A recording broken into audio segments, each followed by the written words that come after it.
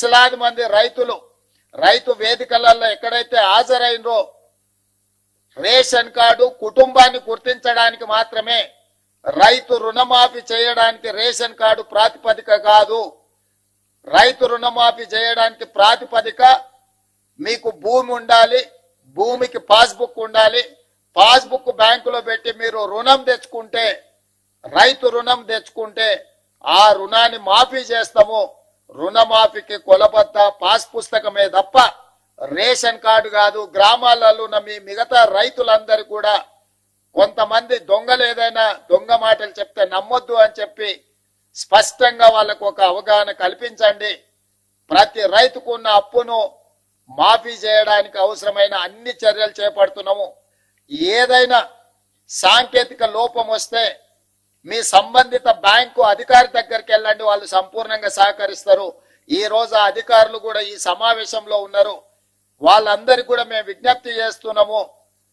విద్య పూర్తిగా రాని వాళ్ళు, సాంకేతిక నైపుణ్యం లేని రైతులు ఏదైనా చిన్న చిన్న తప్పిదాల వల్ల మీ కంప్యూటరీకరణలో ఏదైనా సమస్య వస్తే రైతులను కూర్చోబెట్టి ఆ రైతులకు ఒక అవగాహన కల్పించి ఆ రైతులకు రుణమాఫీ ఏ విధంగా పూర్తి చేయాలనో వాళ్ళకు అవగాహన కల్పించండి అని చెప్పి మేము బ్యాంక్ అధికారులను విజ్ఞప్తి చేయడం జరిగింది.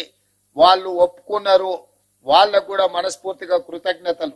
అదే విధంగా మన వ్యవసాయ శాఖకు సంబంధించిన అధికారులు అందరు రైతులను సమన్వయం చేసుకొని వాళ్ళ రైతుల ఖాతాలను తెలుసుకొని పిఎస్సిఎస్ లో వేసిన డిసిసిబి బ్యాంకులలో వేసిన డబ్బులు కూడా తిరిగి రైతుల ఖాతాలోకి చేరడానికి అవసరమైన అన్ని ఏర్పాట్లను చేయమని మా వ్యవసాయ శాఖ అధికారులు, మన వ్యవసాయ శాఖ మంత్రి ఆయనే స్వయంగా ఒక మంచి రైతు.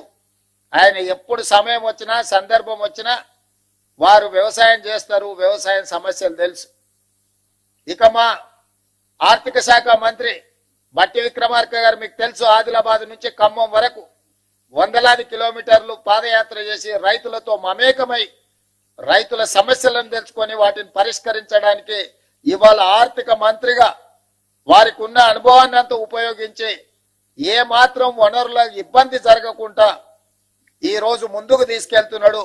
వారికి ఆర్థిక మంత్రిగా బాధ్యత అప్పజెప్పినప్పుడు ఆయన గారు ఇచ్చిపోయిన అప్పు 7 లక్షల కోట్ల రూపాయలు. 7 లక్షల కోట్ల రూపాయలు ఆయన గారు అప్పు చేస్తే పెద్దలు బట్టి విక్రమార్క గారు ప్రతి నెల 7,000 కోట్ల రూపాయలు మితి కడుతున్నాడు. అప్పు చేసిన అయ్యగారు మితి కడుతున్నదేమో బట్టి విక్రమార్క గారు ప్రతి నెల తిన్నా తినకపోయినా ఉపాసం బండి అయినా పోయినసారి చేసిన అప్పులకు ఇప్పుడు మన బట్టి విక్రమార్క గారు ప్రతి నెల దాదాపుగా 7,000 కోట్ల రూపాయల మితి కడుతుడు. తెలంగాణ రాష్ట్రం వచ్చినప్పుడు సంవత్సరానికి 12 నెలలకు కలిపి కడుతున్న మిత్తి అప్పు 6,500 కోట్లు. ఆనాడు సంవత్సరానికి కట్టే బ్యాంకు అప్పు ఇవాళ ప్రతి నెల కట్టాల్సిన పరిస్థితి వచ్చింది. ప్రతి నెల గతంలో ప్రభుత్వ అధికారులకు జీతాలు ఇవ్వాలన్న కష్టంగా ఉండే, ఎత్తుకొని జమ చేసి ఇచ్చే పరిస్థితి. అక్కడి నుంచి ప్రభుత్వ అధికారులకు పెన్షన్దారులకు ప్రతి నెల 1వ తారీఖు నాడు 5,000 కోట్ల రూపాయలు జీతభత్యాలకు ఈరోజు మనం కేటాయిస్తున్నాము, నిధులు విడుదల చేస్తున్నాం. సరిగ్గా 7 నెలలు మనం మహాలక్ష్మి గాని, గృహజ్యోతి గాని, రాజీవ్ ఆరోగ్యశ్రీ గాని ఇట్లా వివిధ ఖాతాలకు వివిధ మన 6 గ్యారంటీలలో అమలు చేసిన 5 గ్యారంటీలకు ఇప్పటి వరకు 29,000 కోట్ల రూపాయలు మన ప్రభుత్వం ఖర్చు పెట్టింది.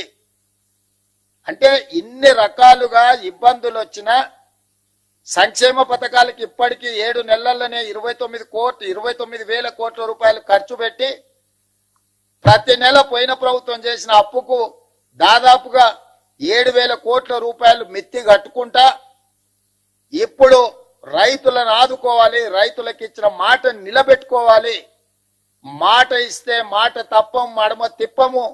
కాంగ్రెస్ పార్టీ ఏదైనా చెబితే 100% అమలు చేస్తుంది అని 2009లో మన్మోహన్ సింగ్ గారు ఏ విధంగా అయితే రుణమాఫీ చేసి చూపించిండో ఈనాడు దేశంలోనే ఆదర్శం. కొంతమంది ఎక్కడెక్కడి నుంచో వచ్చి ఒక ఆయన గుజరాత్ మోడల్ అంటాడు, ఇంకొక ఆయన ఇంకేదో మోడల్ అంటాడు. ఇయాల ఈ దేశంలో ఉండే కోట్లాది మంది రైతులకు రాజకీయ పార్టీలకు తెలంగాణ మోడల్ ఆదర్శంగా నిలబడబోతుంది.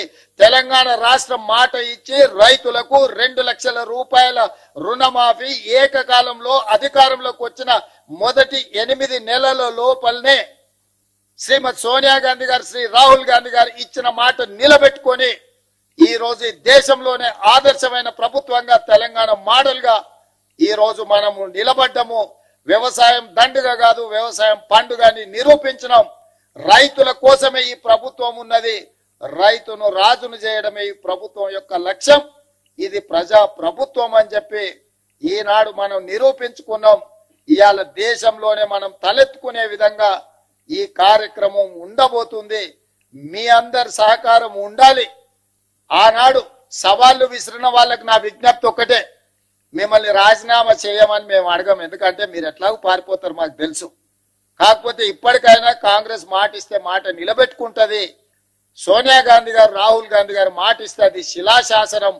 ఆ మాట తప్పరు. రాజకీయ ప్రయోజనాల కోసం గాంధీ కుటుంబం మాట ఇవ్వదన్న సంగతిని మీరు గుర్తు పెట్టుకోవాలి. మీలాంటి మాటలు గాంధీ కుటుంబం ఇవ్వదు. ఈ రోజు మనమందరం శ్రీ మల్లికార్జున్ ఖర్గే గారు, శ్రీమతి సోనియా గాంధీ గారు, శ్రీ రాహుల్ గాంధీ గారికి మీ అందరి తరఫున, తెలంగాణ రాష్ట్ర రైతాంగం తరఫున వారికి కృతజ్ఞతలు తెలియజేసే ఏకగ్రీవ తీర్మానం మనం ఈ సమావేశంలో ప్రవేశపెడుతున్నాం. ఈ రైతు వేదికల దగ్గర ఉన్న వేలాది మంది రైతులు అందరూ కూడా పెద్ద ఎత్తున చప్పట్లతో వారికి అభినందనలు తెలియజేస్తూ, కృతజ్ఞతలు తెలియజేస్తూ తీర్మానం ప్రవేశపెడుతున్నాం. ఆ తీర్మానానికి అనుకూలంగా ఇక్కడున్న పెద్దలందరూ, అక్కడ రైతు వేదికలలో ఉన్న రైతులందరినీ కూడా ఆమోదించాల్సిందిగా, చప్పట్లు కొట్టాల్సిందిగా మీకందరికీ నేను విజ్ఞప్తి చేస్తున్నా.